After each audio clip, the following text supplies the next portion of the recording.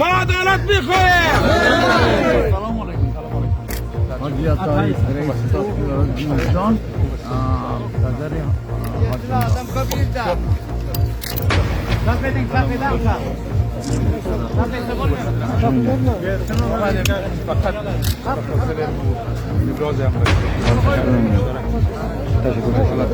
الله اکبر.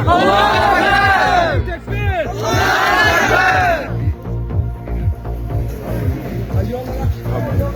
عضویت ما فراموش نمیشه. شامل خدمتتان آمدنتان همدردی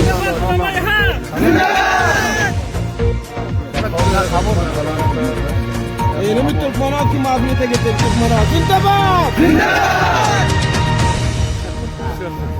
بیان شما بودیم مارارم دیدیم مادر عبدالرؤوف جانم دیدیم آتم صحبت کرد نعره تکبیر. الله تکبیر.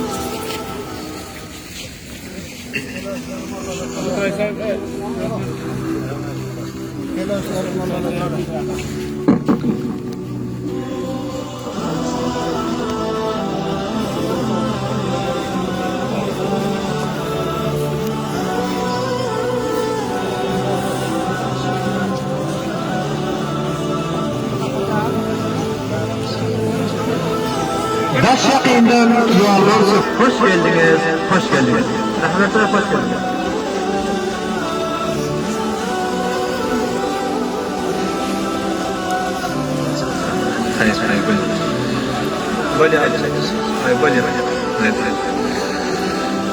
Bismillahirrahmanirrahim söz bilen başlıyor. Bismillahirrahmanirrahim söz bilen başlıyor. Türkmen halkının yüreğine hoşluyor.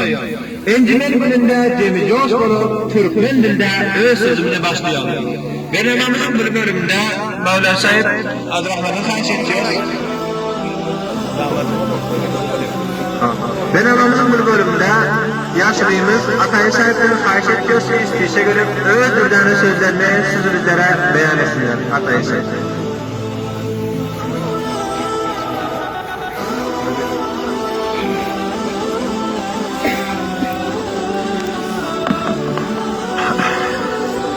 Bismillahirrahmanirrahim. Birinci